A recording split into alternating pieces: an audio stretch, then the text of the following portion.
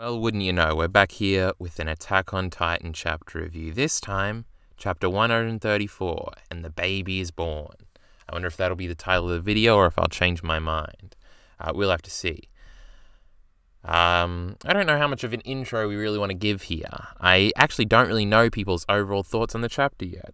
But Twitch chat's going, Minty's not here, so they're trying to keep up the tradition of having the emote get spammed. Some of the people with top tier channel points, like Seth Bacon, Truth, they're trying to keep it up. But let's keep going anyway. They're trying. Look, it's not as big as usual. But we'll keep on keeping on. I actually have some we've sort of fucked with the structure of the PowerPoint. The PowerPoint's actually fully done, except for maybe the very last panel. And we've only got about 18 panels this time, where the last panel is just the final page that we didn't really have to write anything about, because you can just look at it and talk about it. But we've got a lot to talk about here. Not as many slides as usual, but I like the structure of this more. The first two slides here are just general ones about the chapter, so we can talk about overall thoughts before we actually get into the chronological side of it all. Anne's released one of her paragraphs about why the peace ending is actually realistic. Pause and read that, I guess. I'll scroll back up if you're in Twitch chat right now. We're in front of 26 viewers. Not our biggest stream. This wasn't an Eren-heavy chapter, so that so we don't have the big 50 viewers, but we're doing decently well. I'm happy with 26 viewers. I'm sure it'll continue to grow as the stream progresses and we get through the review here. But I don't have something to gloat about predicting correctly, though I did get a few predictions right. I've been talking about Onyekapon doing a suicide dive for a while now. He did that. Transformations jumping out of planes. I've been saying that forever. I need the credit there. And I'm sure there's a bunch of little other stuff. Peace ending nearly being confirmed. We've been talking about that for a year and a half. So, give me the fucking credit. So let's start off here. Overall takeaway. Isayama needs to stop with the words and keep up with the imagery, basically. I wonder if this will be a bit of a hot take for everybody. But words should be banned because Isayama is better without them, is sort of the takeaway here. I'll read what I've said here, and then I'm sure Chad will have something to say, and we can expound on this point. The first quarter, this chapter, we're up to a great start here. Of the chapter is some of Isayama's best ever work. It was chapter 122 level stuff. It felt like the instigation of Fantasia. It felt like the instigation of Fantasia chapters in Berserk, where you just sit there in amazement gawking at the imagery. And then I realized Isayama needs to stop with the words. His imagery and ideas are his best attributes as an author and illustrator, and the speech from the Malayan leader in Port Salta, or is it Salva? I forget. This fucking port. Who cares? This chapter was just not good. Now, I wrote this earlier in the day, and I wrote the slides of the PowerPoint about the actual speech that we'll get to later in the day, and I've sort of softened on it as we progressed, and I sort of like the speech a little bit more. Here I say it's just not good. Now I'd probably say it's okay, and I want to wait for the official translation to see if the wording is as awkward there. But here we say it's not good. We'll talk about all this in more detail as we progress, but man, art quality and imagery are different things, and Isayama isn't a Miura-level illustrator, obviously, but in terms of imagery and iconography, sometimes he's there with him, it's supposed to be, and it's awesome. Lots of fucking typos out here. To conclude, words suck and aren't good at communicating ideas, as good at communicating ideas as images. All true and based, inarguable stuff here. We'll talk the baby imagery, especially in the chapter, the baby motif, the motherhood motifs and things like that. Fantastic stuff. Let me check on chat. We get it, Eren. You feel guilty? No shit. I don't know what Truth's saying here. Now we're arguing over peace ending again. Actually, no chapter before this one. I think chat's in about 3 different arguments, and they aren't listening to me anymore. Kyle said last chapter that it was an all-time great when it was less than a 5 out of 10 lol. Such a weird system. Oh no, you're only shitting on me. Android, who has the first next to his name right now. Why have words in manga? Might as well write a book. Am I right? True. True and based. But 122 was like this. I guess we should unpack all of this. No, I'll read the rest of this and then I'll unpack it all. The story communicated with the baby and the mother in the wordless intro of the chapter, which ties into the Historia first page and the overall message of humanity being better, by them catching and making sure the baby is safe after the mother swan dives off the cliff, communicates the theme of humanity's goodness much better than the shitty speech later in the chapter. I called it a shitty speech earlier. We were in a mood. But yes, I feel like it's not the most subtle thing in the world, this. It doesn't have to be. Like, she's saving the baby, and then everybody back here is, like, all throwing their hands up to catch the baby because they're, like, helping each other out. Now, this is... because I've had a lot of thoughts about Devilman recently, and I've been thinking about this.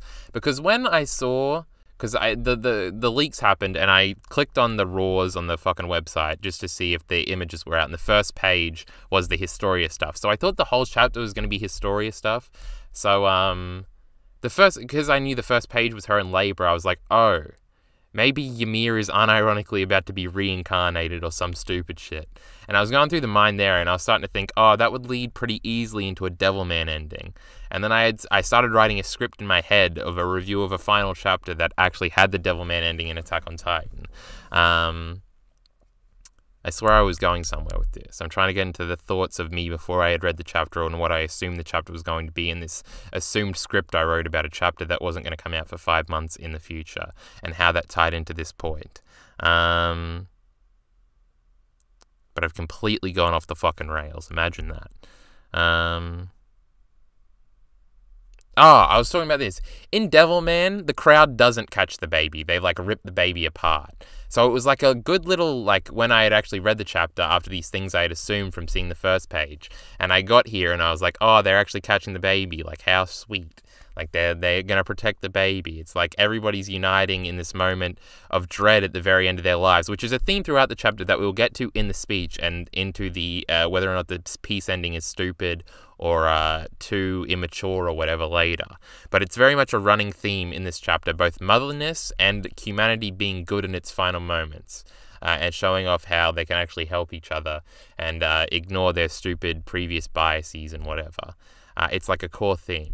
I really love this baby stuff. I talk about it when we get to the actual chronological part of it in the chapter, and I say it might be the second best Attack on Titan moment of all time, behind 122, just because 122 was a whole chapter of this stuff. But I feel like I just want Isayama to write. His next manga is just going to be wordless. Everybody has their tongues ripped out like Ymir, nobody can speak, and it's just images. Because he's really, really fucking good at imagery. And this just suddenly happened with the final arc. Before that, it was okay. The art continuously got better.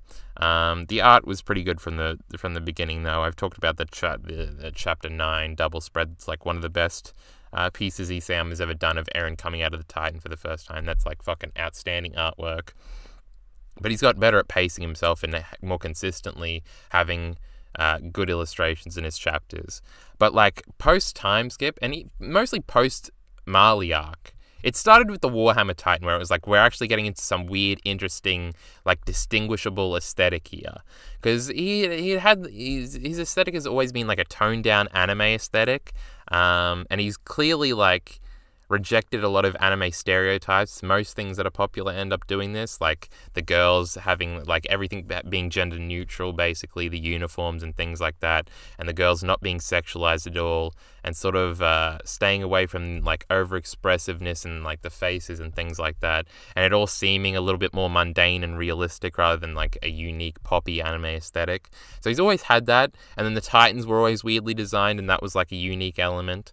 And the Titan designs, some of them were wacky, but mostly it all looked like consistent and things like that. Plus, we were in the one wall setting the whole time and things like that. We started to get weird with, like, the crystal fucking undergrounds and shit like that. But post time skip, exploring into the other world, the Warhammer Titan looking weird as fuck, all of Paths looking weird as fuck, the Ymir flashback looking weird as fuck, Ymir first showing up and going into the Paths realm with Zeke, and all that shit being really interesting visually. It really does remind me of Berserk a little bit in the later parts of Berserk where we start getting some really interesting, and even the most recent Berserk chapter, that a review will be coming out in the coming days once you're watching this on YouTube.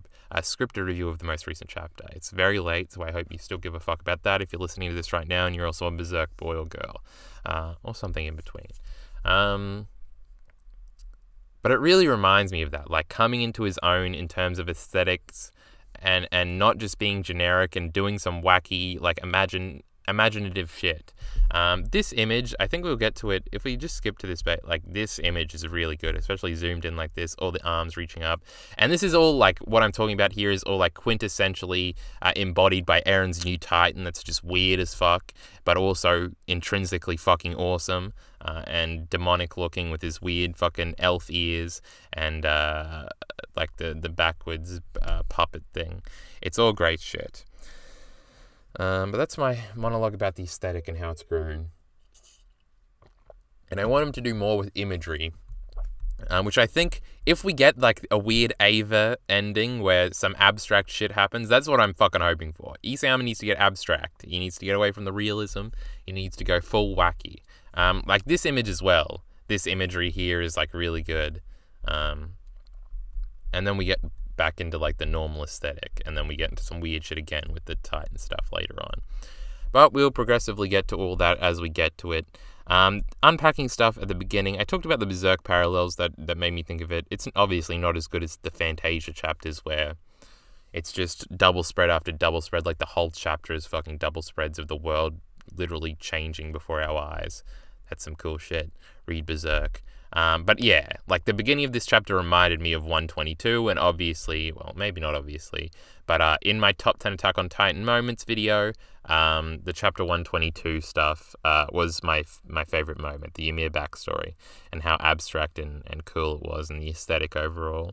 And I felt that at the beginning of this chapter, and I thought it was fucking awesome, the best stuff in the chapter easily, and it was on fucking track to be one of the best chapters we had ever seen. And then it sort of stumbled with this speech, but we'll get into all of that. I'm trying to see what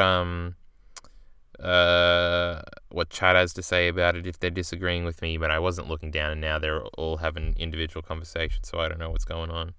Maybe I'll look back. I see Ali is here. But everybody's talking to each other instead of responding to what I'm saying. But that's fine, as long as they're engaged and they're sticking around. I don't know, this is early in the fucking YouTube video. Most of you are probably still watching. Leave a comment about it or something.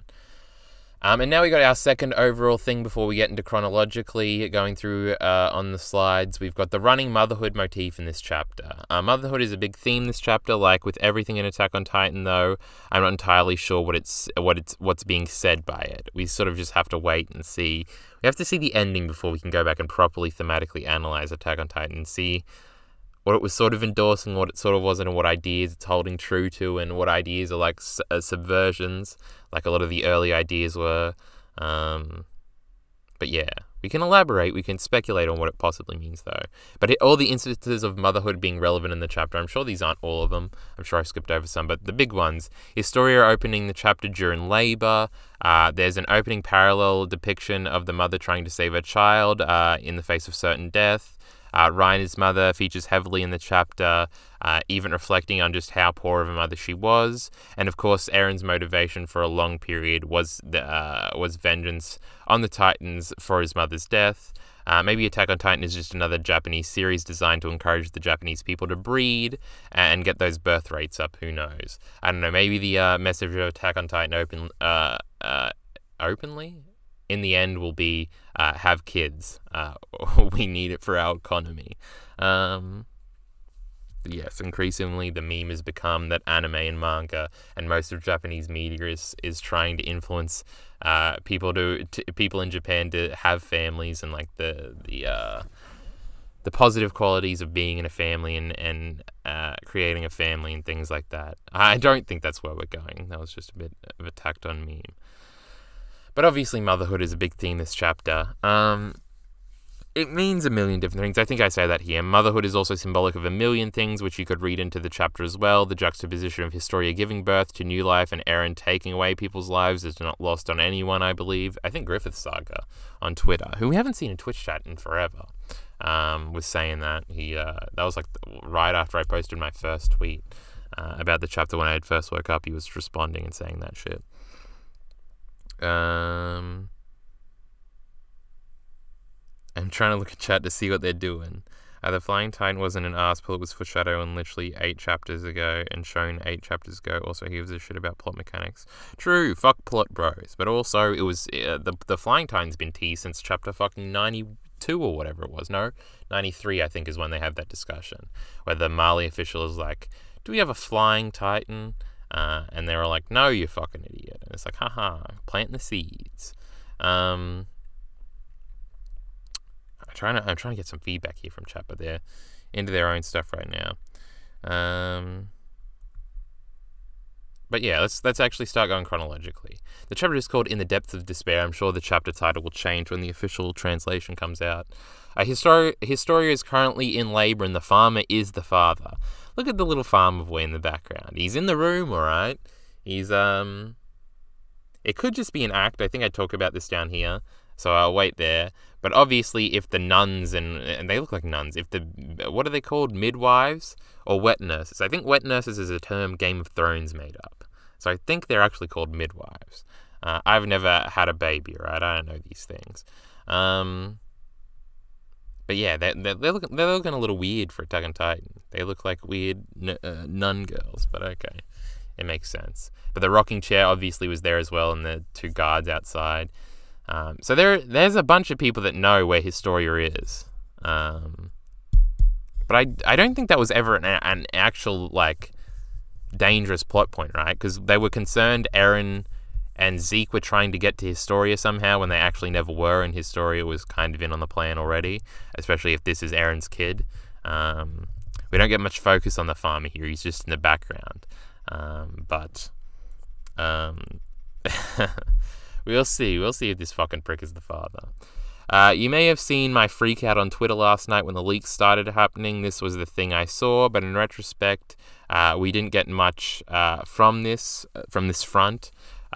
This was the only Historia part of the chapter. The baby is not yet born, and this is probably just our once every 20 chapter reminder that Historia will have some importance in the very end, and not to forget about her or the baby. Its name is going to be Ymir, don't forget it, and it's not going to be a shitty reincarnation, at least hopefully. It'll be named after Historia's ex-girlfriend, and it'll be cute. But also, Historia is in the final panel, You're All Idiots. I feel like I had this realization like a week ago, and I feel like I had a better reason for realizing that it was going to be Historia in the last panel. But I can't remember. Because I remember, because when I realized the Flying Titan thing was going to happen, I was brushing my teeth. It was early in the morning. And I feel like I was in a similar scenario. I was like, oh, obviously it's fucking Historia in the final panel. And then I went for something. People seem to assume it's a man. But like, I remember, because there's like a fucking Berenstein Bears thing going on. What's that thing called? The Mandela effect thing going on. Where everybody, I seem to remember when I saw the outline of the final panel, that it was like a dude with black hair holding a baby, and it was like a colored image. But then you go back and you look at it, and it's all black and white, and like there is no discernible hair, and there's just an outline of the hair that's about to be drawn onto the image, since Isayama only did like an outline of the final panel. Maybe that was in like a popular YouTube video. Somebody had colored the panel, and like that had gotten in everybody's mind to make everybody think it's a male. Or maybe that's been confirmed. She names the kid Rod. I see Android saying potentially. We need another Rod Race out here. He would have gotten this shit fucking sorted out lickety split. Anne is adding me, so I'll read that in a second. But yeah. No reincarnation, that's stupid. And saying, also the way all of them reached out reminded me of how people venerated Ymir's children in chapter 122, even though it's just a single panel. Also, personally, I think the panel, I don't remember this Ymir panel from 122. I think the panel when the baby is shown being held amidst the masses is supposed to be timed with Historia's childbirth. Like, yeah, it's a match cut, and then there's a match cut after that to, I think, like, Gabby's family, because they've got like a baby or somewhere. It's like one of the warrior families, and they're holding a baby too. So a sort of match cutting between baby situations here. It's obviously supposed to be a parallel between them all. But yes. Like, it seems to be a hint at the specialty of this birth among all. Also, this subtle juxtaposition with the story is egoism and Aaron's too might tie amazingly into the future when we will realize why. Well, there's that. Okay, we get it. Stop shazzing about how much you hate Attack on Titan. I think Truth's responding to someone in chat, not me. So I'll let him keep going there. How many viewers we got now? We're up to 27 now. Whoa.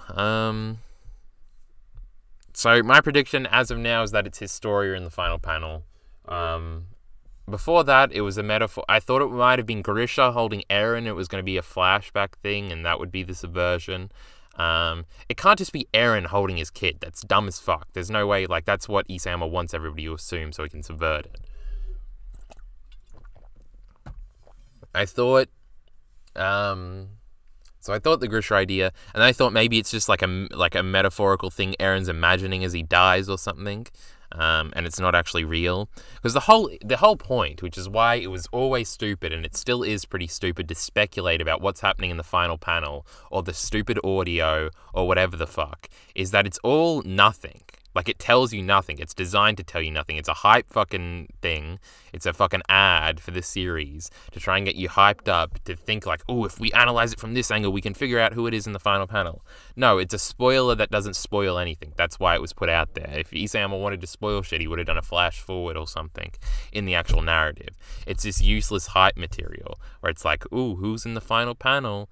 It doesn't actually tell you anything. You're going to be speculating and thinking about it the entire time when it's never going to lead you any insight. It's designed to do that. Isayama knows what the ending is, and he knows this doesn't lead you to understand anything about the ending. Same with the audio. Ooh, it's like screaming, bro, and then there's footsteps and loud noise. Whoa, what could this mean? I'm proud I never made a video about that, alright? Stupid as fuck. I did make a video about the fucking trailer, though. That was pretty gross. Also, the father is the farmer. Look at the boy praying in the background. Only farmers are allowed in the room during labor. That was supposed to be only the fathers. But I got confused because the farmer is the father, and they're basically synonyms at this point. Of course, they could just be keeping up the act. Also, look at the midwives' weird outfits for Attack on Titan. True. God, fucking having a baby sucks. Why do women do it? Lamau? Stupid girls. Fuck, I feel like I was saying something before I decided to do a fuck women joke. I mean, Historia could be mad that Eren isn't here. Lamau doesn't give a fuck, isn't even around for the child's birth. The farmer is praying in the background here. I don't know. He's still cock-teasing us with this fucking is the farmer the father thing. It's going to be hilarious if it just turns out that he was. I'm down with it. I've explained a million times before why I think it's an okay outcome.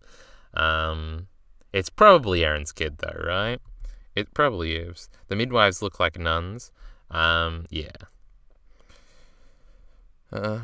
Not gonna lie, I was always leaning on Eren being the father, but this chapter is making me 50-50. I think I've gone back and forth like 15 times. It can be Eren. What are you talking about? Why does he have to subvert expectations for the sake? Carl, shut up, bozo. Let's fight about it. IRL. Rumble. Let's get into this. I really like this image. It's fucking cool. I can't wait until it's not leaked and there's an actual image of it. So sometimes the actual images all look fucky on the website. I don't know. That's a different fucking conversation. Hold on. Fucking yawning here. I'm yawning here. This opening span of pages and double spread, as I said on the first slide of the PowerPoint, was peak Attack on Titan stuff. I was loving it all. The rumbling has reached global proportions now. I assume they went out in all directions, north, east, south, and west. Eren is just with a line of them at any given point. I saw some confusion about this, I think on Reddit or something, where I shouldn't have been. So probably, since Paradis is like a fucking circle and the walls were like circular, I'm sure they all just went straight out of the thing. I think some people assume they all followed Eren like south from Shiganshina, but the assumption is they went in every direction, and that's how they're in all these different areas. And like there's just so many of them that it seems like what we assumed was all of them were with Eren when he's just on one like line of it. Also, you would think they would miss some places. Like, what if they just missed like Hawaii or one of the islands? Like one of the Hawaii islands or something. You'd think they would miss something, but I guess we're just supposed to assume there's so many of them that they aren't missing shit and everything is being destroyed in their wake, which is fine. It doesn't have to cover for everything, alright? It's just a fucking story, guys. The different environments and cultures were cool to see, just as world building for Attack on Titan, with an African city and a traditional Asian village and European looking places all getting rumbled. Also serves as a needed reminder to a select segment of the audience that continues to dwindle that this is a nightmare fuel event, especially when we get to that cliff situation and the baby. But the art here, imagery, true and based. Also, yeah, the cliff thing, it's really fucking good at, like, this is really a fucking hopeless situation. If you get reincarnated right now as this bloke, you're fucked even if you get up and run. You may as well keep fucking praying here. This young bloke trying to carry the old man, he fucking gets squished. There's nowhere to go. Literally. Yet reincarnated here, you better hope that this is happening simultaneously with the Alliance beating Eren, and they all fucking flop over. You're fucked. Even more than, like, if you were in Shiganshina as the wall got broken down initially. At least then you can run back and, you know, fucking, as long as you can run, like, 30 kilometers and get behind fucking Tross Wall or whatever the fuck, you'll be fine. But otherwise, you're good right and fucked. Like, these people, they're done. But yes, the dread, reminding us of the dread. It's slowly, I feel like every chapter where there's some horrific, like, squishings of people, it's like one less Jaegerist, one less Jaegerist. Yeah, there we go. I'm trying to look down at chat. But I feel like there's a big argument going on that I haven't seen the beginning from. Sell your genocide stocks now. Yes, the genocide ending, you might want to sell. You might want to get out. Georgia just flipped, right? Sell the Trump stocks. Let's go look at the storytelling with the baby again. God, I like this image so much. Look at them. They're all going to catch it. Look at this idiot. He's fucking 3 miles away. He was still going to catch it. Look at them all being nice to each other. Isn't it cute? Banding together in the last moment. Save the babies. We've got to save the children, all right?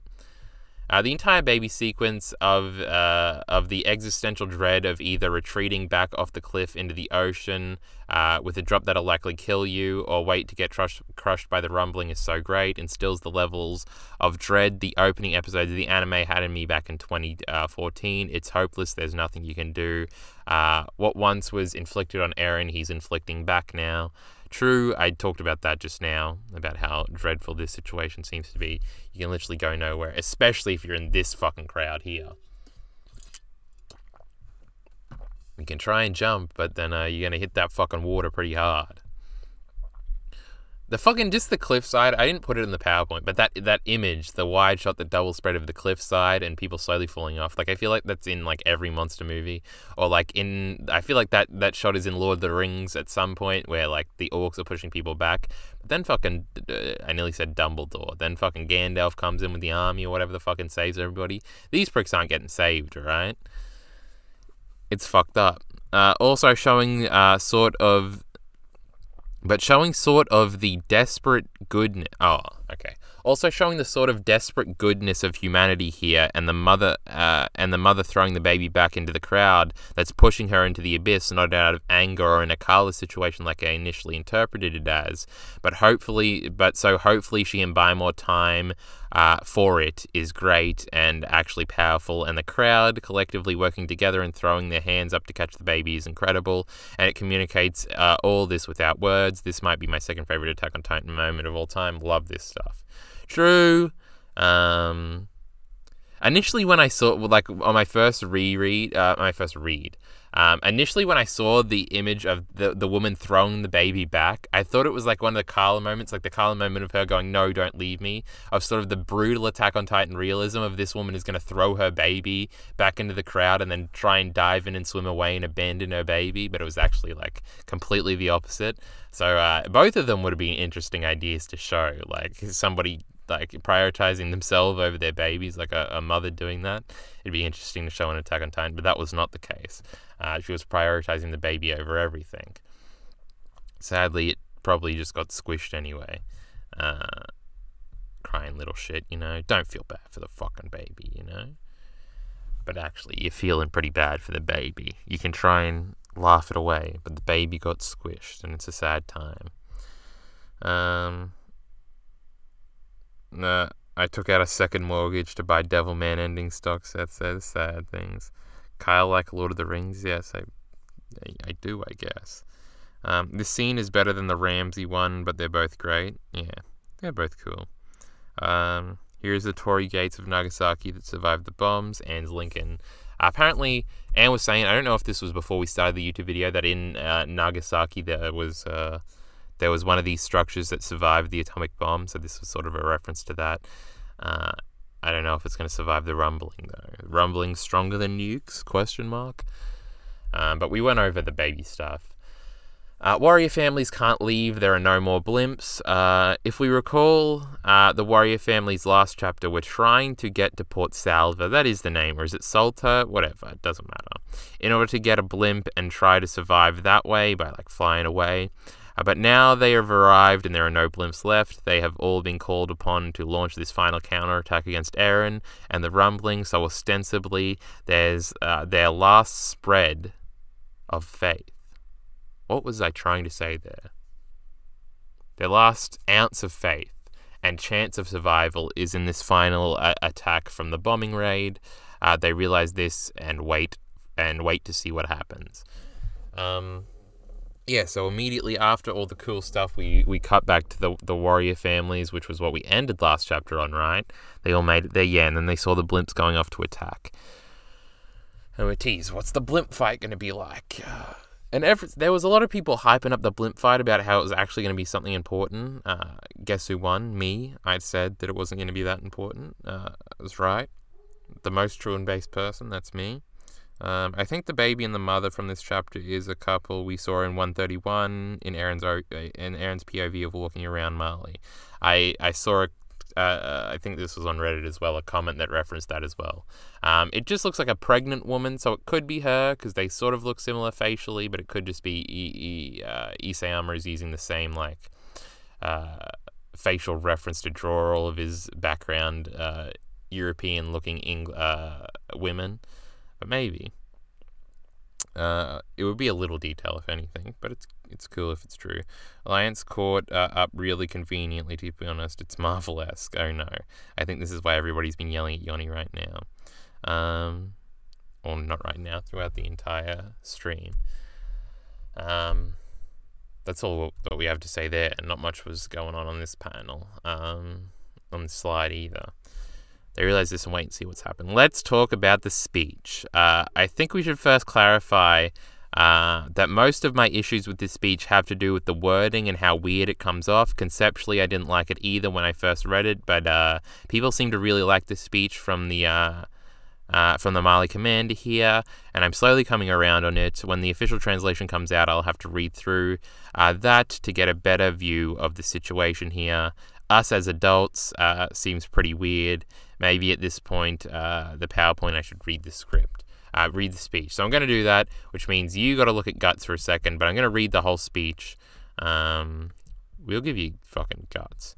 So I can remember just how awkward it is. He says, the responsibilities of the soldiers are enormous. Wait, this isn't the beginning of the speech. This is a message to the Air Force and soldiers in this fort.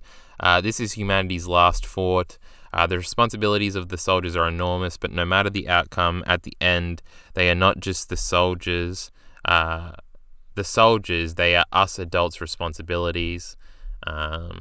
We used hate, raised hate, believed hate to be our savior. We left all the problems we created on the devils, on the island of devils. As a result, that devil was born to return the hate we gave it. People seem to really like this line. Again, it's awkwardly phrased. My reading isn't helping. If I were given another chance, I swear to not make the same mistakes. If humanity still exists tomorrow, then we get the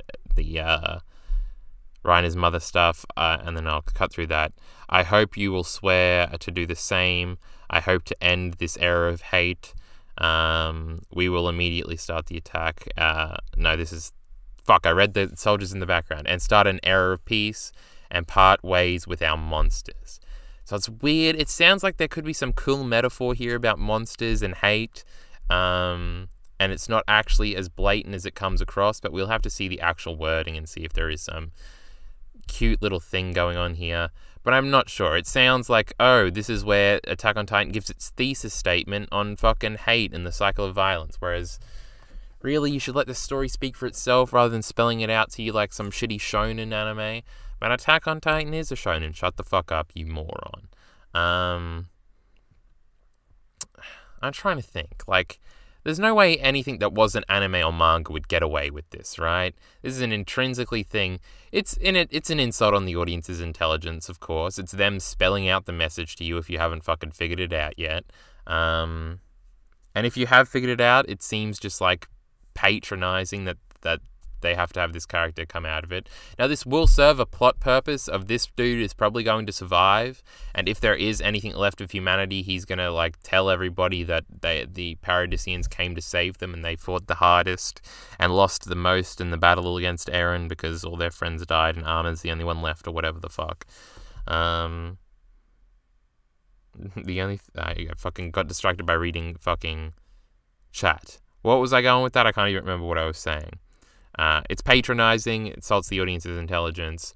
The speech isn't good. Like, if it was a better speech, and this all comes down to wording, so I don't want to say it's a bad speech yet. We'll see what happens with the official translation. Like, Erwin's speech about giving meaning to, like, the dead soldiers, that's sort of, like, that doesn't necessarily need to be spelled out, but it's cool, and the wording's great, and the expressions are really good, and we care about Erwin. I felt like McGarth was, like, destined to make this speech eventually, and I feel like it would be more impactful if McGarth had said it, but McGarth died earlier, and I still don't know how I feel about that. I was always really weird about that chapter, the one where McGarth and Shardis died. It's really bad. Well, never mind then says. The only thing that was more forced was the blowjob in the alley. I got distracted reading that one before, and it fucked me up. Guts, get out of here. Wait, I did take Guts off the screen. Like, have you read this fucking manga? Well, never mind then saying. A lot of people hadn't, though, Lamau. Yeah, it's true. There is always going to be some slackers. I'd say probably, it's the difference, right? It's the difference between being subtle and good and being poignant and bad. It's like, more people will probably understand the message of the manga because of this, and therefore Isayama will get this big message across that he's really into to more people. So if that's his goal, then this is the way to do it. It also just makes the story worse to have to spell it out. Like, I mean, if you don't value subtlety at all, then I guess it doesn't make it any worse. There's nothing objective about subtlety being better than spelling it out. I was talking to Minty in DMs about this, and, like, we were talking about why the Ava, like, speeches and monologues work and why this one doesn't. And this is sort of like the Ava thesis statement, like the last two episodes, or Yui's speech and the end of Ava, why they work. And they work because it's abstract, firstly. It's not, like, actually a big commander giving a speech about love and getting rid of hate before they go into a final battle at a convenient time in the narrative and all that stuff. Like, firstly, it's in Shinji's mind. It's a conversation he's having with himself through other characters in the last two episodes. So it's like this abstract, and there's lots of weird imagery going on. It's not like he's giving himself this speech as he's fighting an angel, and it's like, this is the way he's going to beat the angel, with love. It's like, no, if Shinji learns to like himself, then he can be more effective pilot. and then he can be a more effective pilot after that. And like in the end of Ava, Yui's giving this big speech at the beginning of Instrumentality, and it's also in his head. It's also Yui, a dead character ghost, that's doing it. So that's why like sort of like the Ava thesis statements of just explaining the struggles of communication is like 10 out of 10 quality stuff. And this is just like, yeah, I know. I didn't think you were going to be this blatant with me. Like, I thought you had enough trust in me to understand the fucking themes here. Anne's got a paragraph here. MacArthur was the top 5 best characters. He definitely wasn't, but he was good, and I liked him. I didn't like his end, though. I thought it was a little underwhelming. I have no problem with the theme. I just like that every character realizes it. That's another thing, right? Yeah, I assume. I sort of agree with Well Never Mind in there. So all these people remaining on the cliff will be the people that will witness what Paradis does in order to save the world, so defend them later, like based Reiner, Helos killing off Eren. Like imagine this amazing shot of the dust settling and seeing Reiner standing with its fucking spear. Imagine Reiner writing a fucking best-selling book about this in his life that helps people realizing the absurdity of the world. The end of Evangelion is so good. I thought Well Never Mind then hated Ava. I'm basically spitting out shit. Oh god, good point. What was I talking about? The Helos thing. I feel like Reiner has to die. So maybe he'll die, like, standing up or something, and then this dude will say, he's Helos, whatever the fuck. Or his mother will look at it or whatever, and he'll be remembered as this big hero who died in battle to save the world, who was helped by the Paradisians. But it could literally be that these are the only other people that are still alive in the entire world, besides the people on Paradis. I don't think that's like an impossibility, and it's just like to save these people. And I actually thought about this over the last month too, about even if it's just to save like the last village of humanity that's like Tasmania is the last place the rumbling gets to, and it's come down to that, and they're the only people that the Alliance can save, that it's still like worth it just to save those people and save the rest of humanity outside the walls. So it's like, it doesn't matter how many people get killed off, really. The theme still works, even if they save them, even if it's just the people at Port Salva or whatever it's called here. It's really just wholly unsubtle. I think, yeah, I read all of this. It's just wholly unsubtle. I think everybody already understood in the audience everything that's said here by the commander, and earlier in the chapter, this was all communicated. The hidden goodness inside humanity was communicated better without words. It feels like Isayama did it both ways, which isn't the worst way to go about things, I guess. So he sort of did it in an abstract imagery way earlier in the chapter with the baby stuff, and then he did it here again, but more outrightly with the fucking commander's speech here. And I still don't know how we feel about it. Wake me up when the fucking, when the official translation come out. Then I'll make my final judgment. I feel like I was going somewhere else with this, but I think I've forgotten. Was I looking at chat or something? Jack Two Base is here. This chapter was horrifying, he says. Something to do with speeches, I think I had something to say about. Fuck it, I can't remember. Let's ignore it and move on. Reiner's mother and Mr. Leonhardt realized they were terrible parents. In the middle of the commander's speech about his regret for being hateful and creating this demon purging them all now, the commander, was it something to do with the commander I was about to say? Fuck it, I can't remember. God damn it.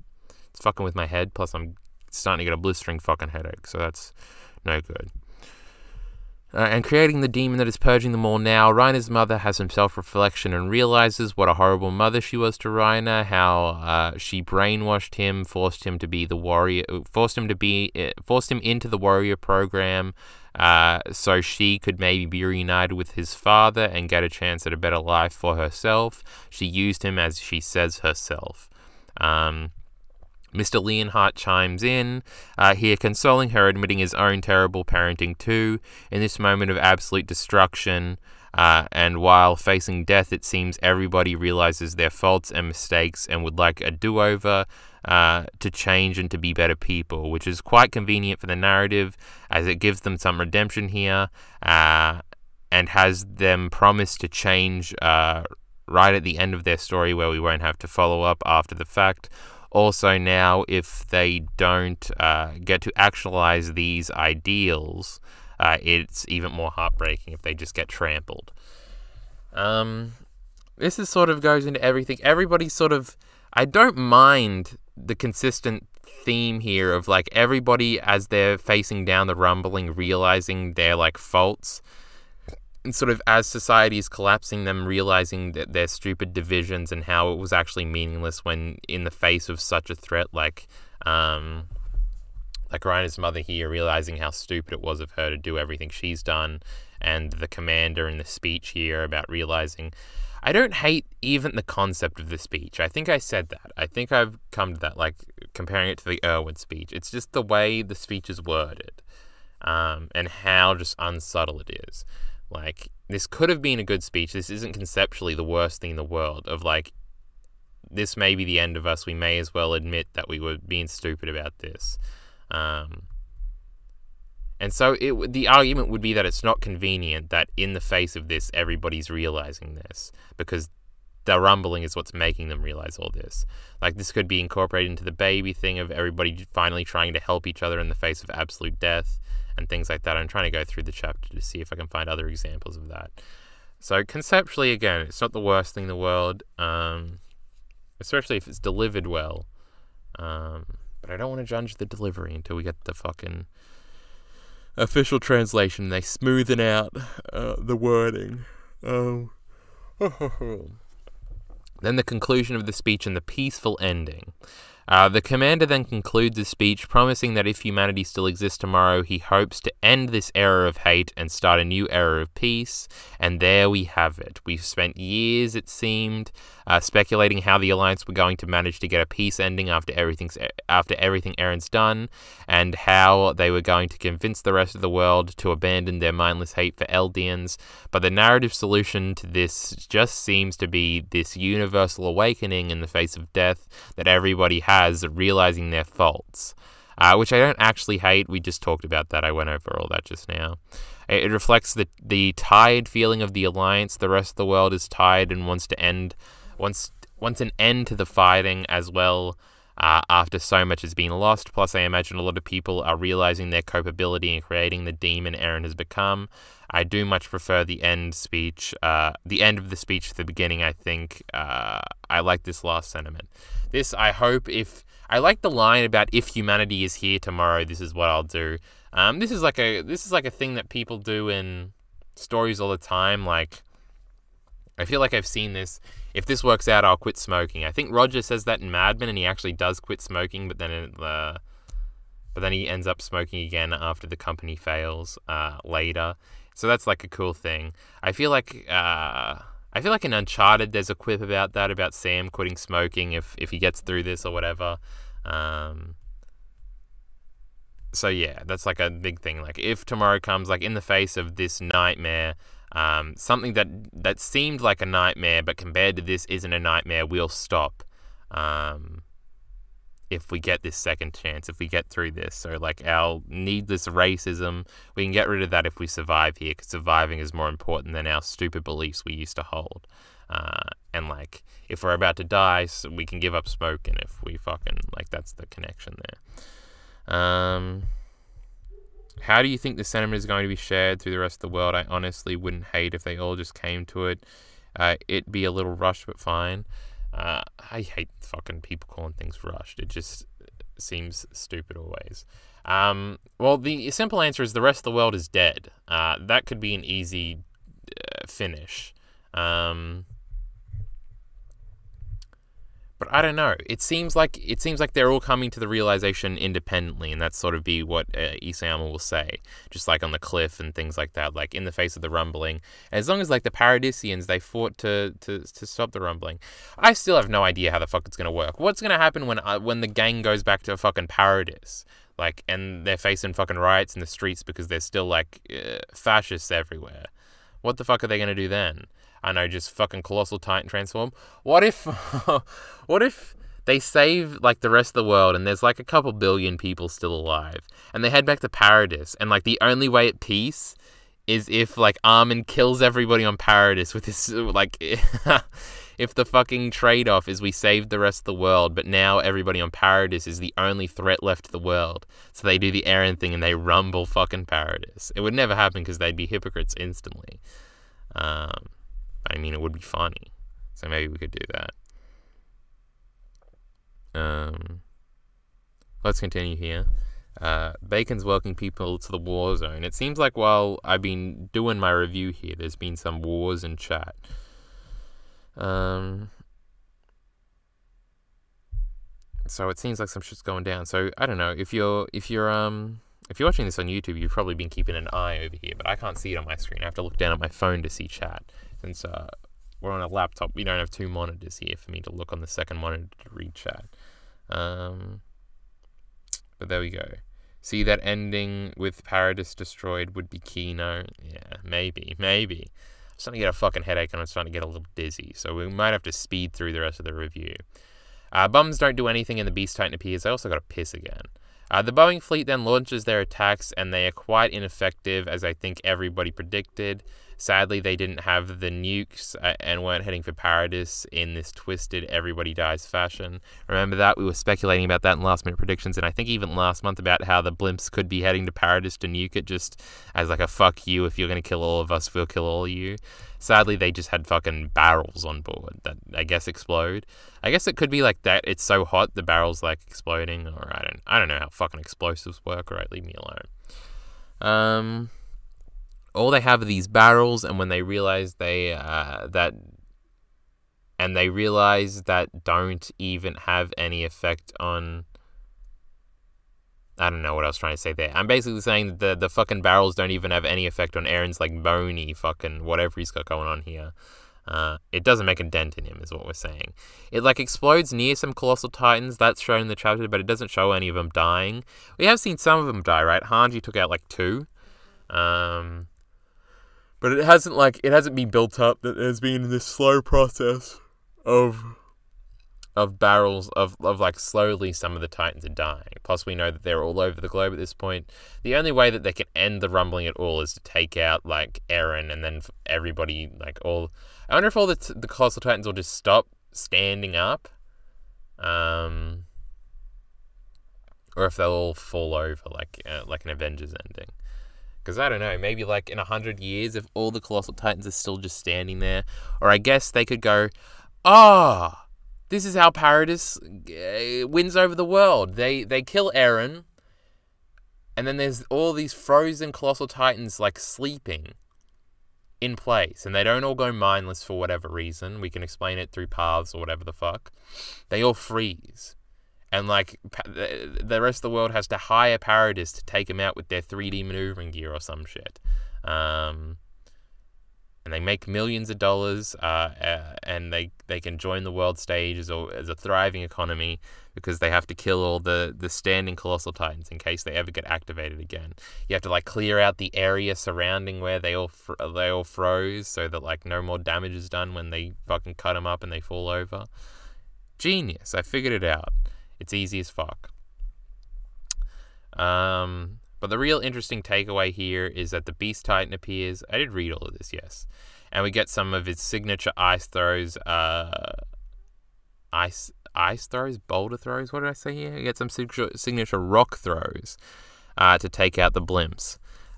Sadly, my cool vertical puppet idea didn't come to pass with Eren like standing up and cutting up the blimps with his strings. That didn't happen. Also, he materializes, as you can see here, like with boulders in his hand. So I'm sure they're like actually like some crystal Warhammer shit, because he's also coming up from his feet and his head, which is some Warhammer shit. This is all basically indicating that this isn't Zeke, which I don't think anybody, I don't think ESAM has fooled anybody into thinking, besides Levi and the Alliance, that this is actually Zeke. But come on, they don't know any better. Looking at the way it materializes and the fact that we don't see Zeke in this chapter, it's pretty easy to put together this isn't actually Zeke, just Eren actualizing the power of the Beast Titan, which is admittedly pretty fucking cool. I also assume we'll be waking Zeke up and having him take back control of his body. It's also likely Eren can make multiple of these things. Levi is about to explode with glee. He can cut through hundreds of them. So I assume he can make, assuming this isn't Zeke and Eren is creating this because Zeke is part of him or something, something paths related that'll be explained in the future. He can probably create, unironically, he could create 10 fucking Beast Titans and Levi could cut through them all and get his fucking dick hard, cutting them all up. And then he would realize that, no, it's actually Zeke now, and we have to forgive him or whatever, and Levi will have to go through his fucking arc of forgiveness or whatever's gonna happen. He's gonna get so obsessed it's gonna get him killed trying to kill fucking Zeke. We'll see how Levi's character arc ends. We'll have to wait and see on that one. I feel like there was something I had to say here before we talk about the Levi stuff. The waking Zeke up thing. So I'm imagining here Zeke is still he's probably in paths because we saw him in 123 when Eren's doing the speech. He's laying in the background with still having not regenerated. So either he's still regenerating, though it has been a day, or he's just passed out in Paths realm and he's hooked up to something so that Eren can use his power.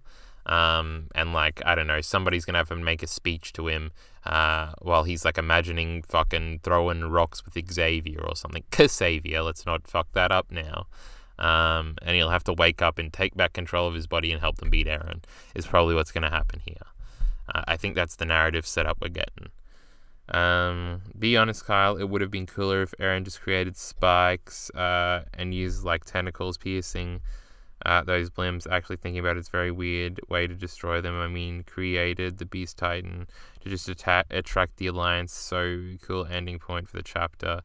I don't know, it makes sense. Materialize Zeke. He's seen Zeke destroy blimps before. He knows he can do it with boulders, like he saw back in 117 or 116 when Zeke did that. Or is it at the beginning of 118 when Zeke does that? I don't know. Or is it 119? I don't remember. Go back and read those chapters. Very cool thing. Kylan, this can't possibly be Zeke 1. It's white and connected to the 2. Yes, I know it's not Zeke, right? I got a headache. Let's go through this quickly. Major death flags for Reiner and Annie, ?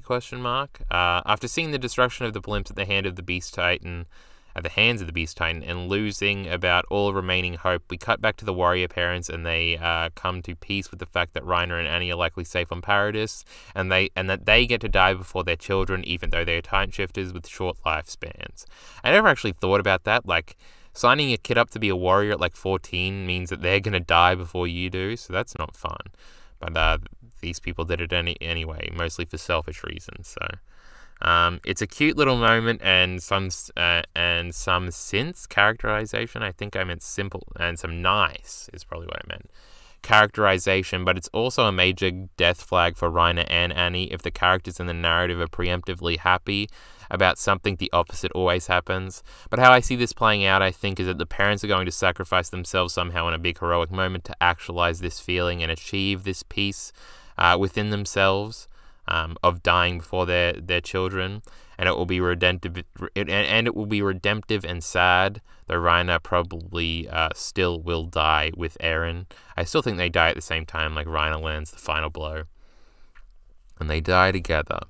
Annie still has to sex Armin, so she's safe. True, Annie isn't dying, so this can't be a death flag. But I could easily see this being interpreted as a death flag. We'll see what happened. Hand on shoulder, do we commence the ship? Yes, maybe we can create a new Leonhardt with some Braun DNA. Oh, I need to stretch a little bit because my fucking head is throbbing. How many more do we have? We gotta speed this shit up because I'm fucking exhausted. I'm slurring words. All hope is lost, but the children notice the bird. Knows a plane. The bird will arrive next chapter. Haha, I did a joke. And the bird will arrive next chapter. Shout out to Flying Falco. All hope seems to be lost as everybody realizes they have nothing left, that there's nothing left standing between them and the rumbling. There's a lot of focus and regret that innocent children are going to be killed. There was a theme about that. Firstly, in the speech, like the dude references us adults, like it's the older generation's fault and the younger generation doesn't deserve to be punished, and that's like reiterated here. So that could all be about the theme of the kids. Like we all fucked up and we like let this cycle of hatred go on, but the kids, man, they ain't done nothing yet. We got to let them have a shot at creating a world without this cycle. And that sort of plays into the final panel, right? You are free. You are free of the cycle of hatred. Maybe that's what that means. I don't know. I'd have to think about that more. Ninty, when you're listening to the VOD or the YouTube video, Twitter message me about that. Could that be what it is? Free of the cycle of hatred? Haha, that would make it all big and thematic. Kind of cringe though, not gonna lie, but we're getting ham-fisted with the cycle of hatred stuff at the end here. We literally had a whole speech about it. There's a lot of focus and regret that innocent children are going to be killed, but then one of them spots the Alliance rocking up in their sick plane, and some semblance of hope is restored. Again, this is probably more commentary on the fact that kids notice things before adults, since they are more hopeful and the adults are quicker to give up and have less to fight for. Sick shot of the plane too. So I just had a different reading just before of this, but what I'm writing down here, there is like a theme. Like I think it's even, no, it's not in Harry Potter, it's in something, where like the kids can see the supernatural elements. Isn't it in It? Isn't that a thing in It, where like the kids can see Pennywise or whatever the fuck? I've never seen or read It. I think I know this from a Red Letter Media fucking movie review. But the adults like can't see the clown or whatever it is, because they just don't believe, and kids have this sense of wonder and imagination and shit. That's why they are more hopeful, and it's why they spot things and are actually more perceptive in certain ways, while adults have their heads up their asses, too concerned with stupid shit. So kids notice the fucking, you can see it, like there's that trope in like everything of the kid sees like the magical thing happen while the adults aren't paying attention, and like mommy look, and then the mom looks and the fucking magical critter is gone. I swear that's happened a million times, but I can't think of one example right now. But there was a little bit of that going on now. Plane nears, engine is failing, not falling, and that fucking monkey. Let me just check on chat. It seems like this is the only bloke who's shit talking to everybody in chat, and everybody's responding to him, which sounds good, so I don't have to. It's never going to be gut/Casca, don't get your hopes up. What are we talking about here? As I said, does this confirm Falco will make his grandiose entrance when the Alliance is in a bad spot? Like it was the hope amidst the despair. I can already see Annie dropping down and transforming. That would be sick. But fuck that shit. Annie's the fucking Gabby now has a gun. Who cares where she got it from? And she's gonna fucking, on a moving target, shoot fucking Eren in the head, wherever his weird head is dangling off. Not the skeleton head, but the real head. Wherever that shit's hiding. And she's gonna end this conflict. She's gonna be a queen. And fuck Eren. That's what's gonna happen. And fuck this bird moron. He's a vehicle at this point.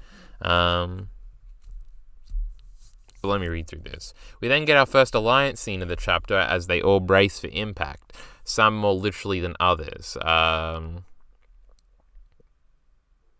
Wait. Could Yoni15, since it's a new name, could that be a JoJo account? Since we banned JoJo 2 weeks ago? Did anyone think of that? Has anyone accused that person of being them yet? I've seen a lot of things calling everything rushed. I think I saw that a few times. That's something he used to do. But I don't know. That's for your speculation, chat. I'm not really engaging. The moment has finally come for the action climax of the series with Eren versus the Alliance. Did I read the first part? This is our first Alliance scene of the chapter as they all brace for impact, some more literally than others. Haha, Anya Capon might be dead. The moment has finally come for the action climax of this series with Eren versus the Alliance. Anya Capon comments on the engine in the plane dying and them only just making it, following up from last chapter, because they were talking about how they didn't have enough time to fully fuel it or whatever. He also seems to indicate that he wants to crash land the plane, killing himself, something I've predicted, by the way. No biggie, true, give me credit.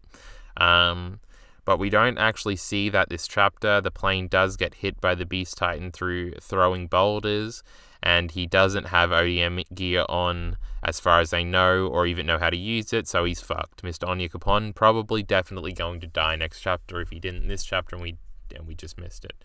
Maybe there's a page missing in the leaks or something of him crash landing. Even in the final double spread, it doesn't have like a crash sound effect.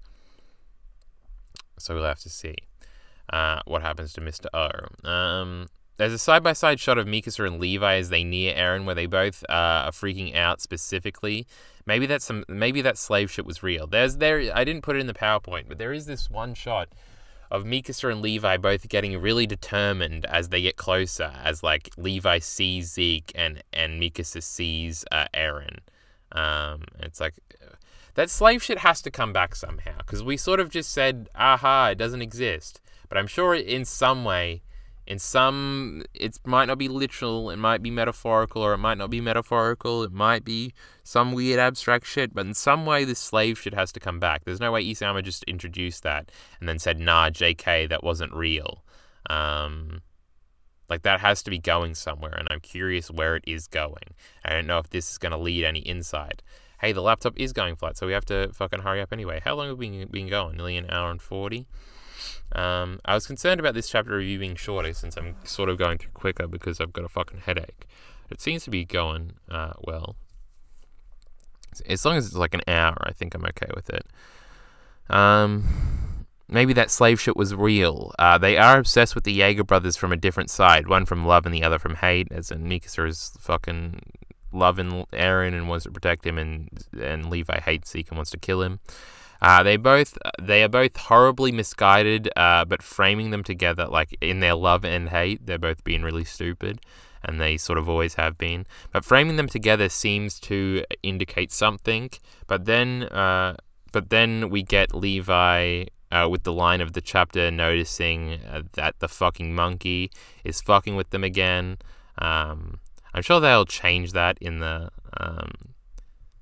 official translation, but I do like that fucking monkey again. Levi's always had a foul mouth, alright? He's always been a prick. He's from the underground, alright? They speak differently down there. They assume it is actually Zeke, which will lead into some drama when Zeke has to try and help them and explain to them that this wasn't him. They all still think they can end this by killing Zeke, but since this isn't Zeke, that won't work. There's this big panel, I think it's a whole page, where they're like, alright, that's our target. We have to take out the Beast Titan and then we can end the rumbling. This cannot happen. Firstly, if they can kill Zeke to end the rumbling, then Eren is officially the dumbest fuck ever, and I'll agree with everybody saying this is all contrived, because if they cut off Zeke's head next chapter and the rumbling stops, then why would Eren ever bring fucking Zeke out to get chopped up? I think what's going to happen is they're going to pretty easily kill this version of the Beast Titan.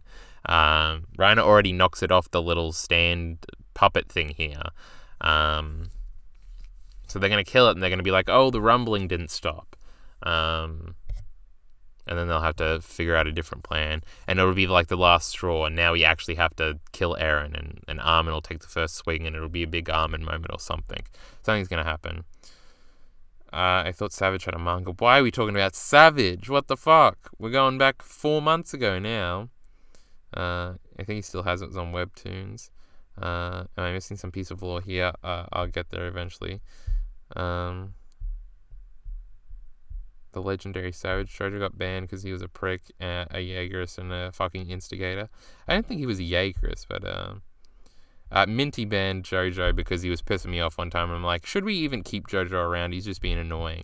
I was like, Minty, you make the call, and he banned him. But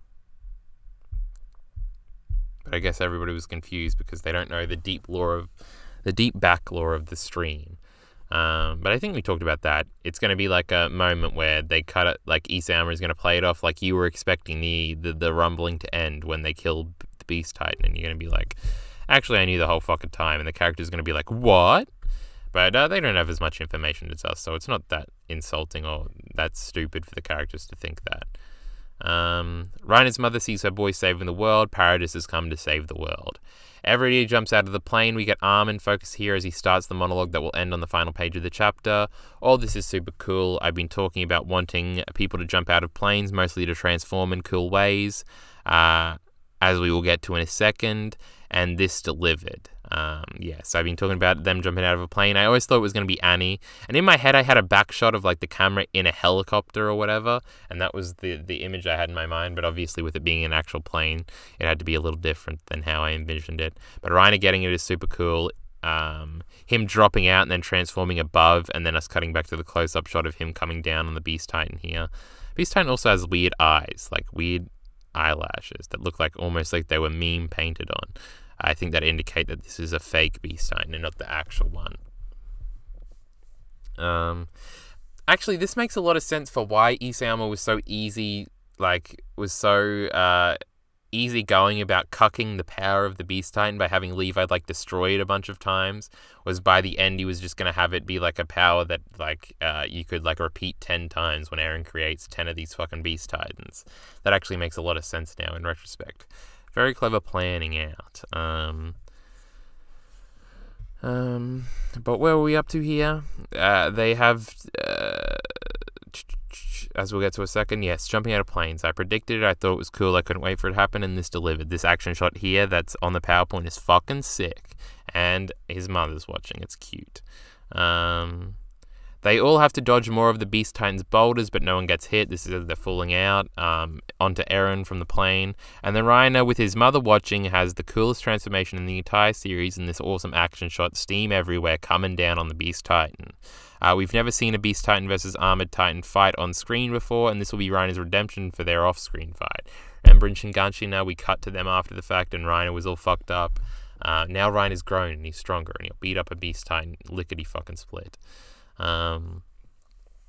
Everyone looking on rejoices that the Paradisians and warriors have come to save them, and there's a particularly full circle moment of Reiner's mother crying in elation. Pieck has the bombs on her and is setting them up, and Reiner also knocks the Beast Titan off the string upon impact. So I don't know if the Beast Titan will just have no power now that they've taken it off the string thing that Eren has on his spine.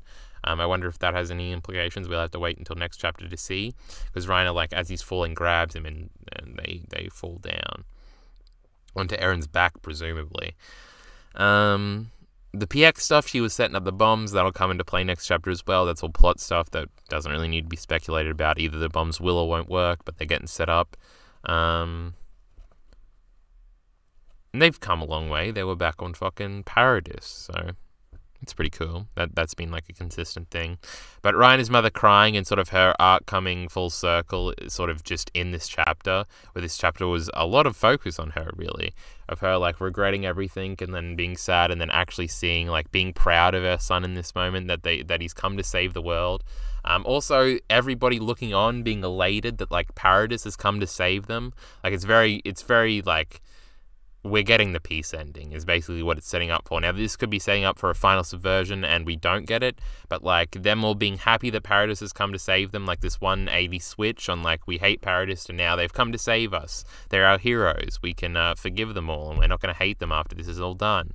And the geopolitics will be easy and we'll get a peace ending. Also in the speech earlier, of course, as we talked about, where that dude admitted to wanting a peace ending, he's also there obviously elated as well right now, as there's a piece of hope, a glimmer of hope come down to get him. I reckon we should have all the evil versions of Titans be spawned, then we Avengers. I don't know what chat's talking about now, I'm just reading what Bacon's saying. It's kind of weird how they know it's Paradis. Well, they know because of the ODM gear, right? Because they were all in Liberia when they attacked with it, because they were all Eldians, basically. And everybody in the military would probably know about ODM gear, especially in the Mali military, since they were attacked by ODM gear again. And Zeke had brought back ODM gear for studying. It makes sense why they know it's Paradisian forces, because of the ODM gear. But yeah. Alright, let's fucking wrap this shit up. Then we get the final action shot of the monologue, and then Armin still wants to ask Eren what part of you is free. I feel like this is awkward wording again. The fight until the bitter end is going on. All of them are here. It's a cool action shot. It's a great way to end the chapter. We're going to get a big fight and then something else next chapter. Armin's looking pretty sexy.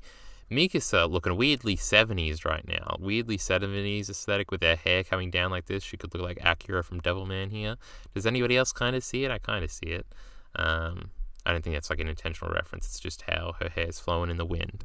After we rip you out from there. So Armin is still very much like, we're not going to kill Eren, we're going to rip him out and then talk to him. He's still on that train of thought. He'll probably get his wish. That he has to have one more conversation with Eren at least.